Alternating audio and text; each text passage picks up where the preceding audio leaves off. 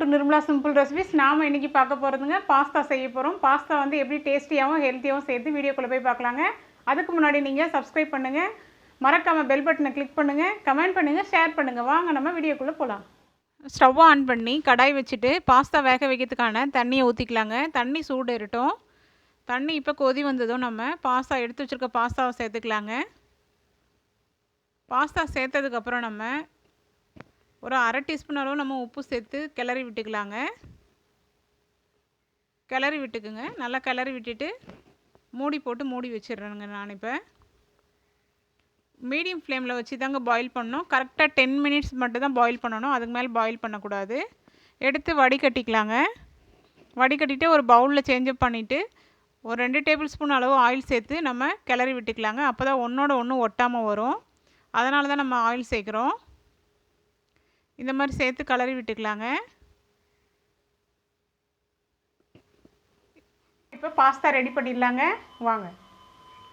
கடாய் வச்சு நம்ம ஒரு 3 டேபிள் ஸ்பூன் அளவு எண்ணெய் சேர்த்துக்கலாங்க. எண்ணெய் சூடு ஏறினதும் நம்ம இஞ்சி பூண்டு வந்து பொடியாக கட் பண்ணி வச்சுருக்கோங்க. பொடியாக கட் பண்ணி வச்சுருக்கேன். அது எண்ணெயில் போட்டு நம்ம பொன்னிறமாக வர அளவுக்கு நம்ம வதக்கிக்கலாங்க. அது நல்லா ப்ரௌனிஷாக ஆனதும் ஒரு வெங்காயம், பெரிய சைஸ் வெங்காயம் ஒன்று கட் பண்ணி வச்சுருக்காங்க. வெங்காயம் சேர்த்துக்கலாங்க. வெங்காயம் சேர்த்து வதக்கிக்கலாம். வெங்காயம் ஒரு 2 நிமிஷம் வதங்கினதுக்கப்புறம் தக்காளி ஒரு 3 பழம் கட் பண்ணி வச்சுருக்கேங்க. தக்காளி சேர்த்து நம்ம நல்லா வதக்கிக்கலாங்க. நல்லா வதங்கினதுக்கப்புறம் நம்ம கேரட் துருவி வச்சுருக்கேன். ஒரே ஒரு கேரட் எடுத்து துருவி வச்சுருக்கேன். கேரட் சேர்த்துப்போங்க. கேரட் சேர்த்து நல்லா வதக்கிக்கலாங்க. வதங்கினதுக்கப்புறம் நம்ம ஒரு ஸ்பூன் வந்து சில்லி பவுடர் சேர்த்துருக்கேன். 1/4 டீஸ்பூன் கரம் மசாலா சேர்க்குறேங்க. அரை டீஸ்பூன் உப்பு சேர்க்குறேங்க.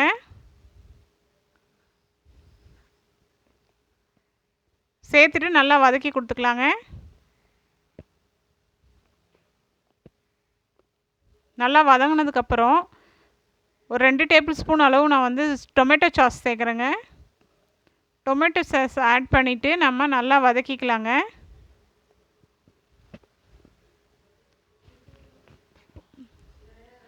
ஒரு அரை டம்ளர் அளவு நம்ம தண்ணி சேர்த்து அதை கொதிக்க வைப்போங்க.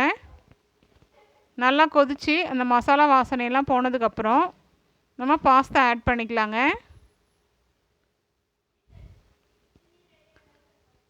பாஸ்தா ஆட் பண்ணி நல்லா கிளறி கொடுக்கணுங்க.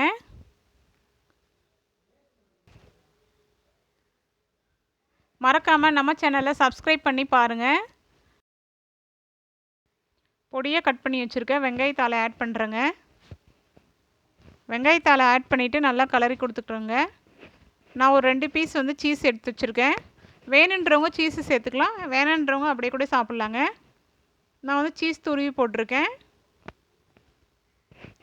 சீஸ் துருவிட்டு ஒரு 2 நிமிஷம் நல்லா கிளறி கொடுத்துட்டிங்கன்னா நல்லா மேஷ் ஆகிடும். சுவையான பாஸ்தா நம்ம ரெடி பண்ணிட்டோங்க. நீங்களும் உங்கள் வீட்டில் இந்த மெத்தடில் ட்ரை பண்ணி பாருங்கள். மறக்காமல் கமெண்ட் பாக்ஸில் கமெண்ட் பண்ணுங்கள். சப்ஸ்கிரைப் பண்ணி பார்க்காதான் கண்டிப்பாக சப்ஸ்கிரைப் பண்ணி பாருங்கள், சப்போர்ட் பண்ணுங்கள்.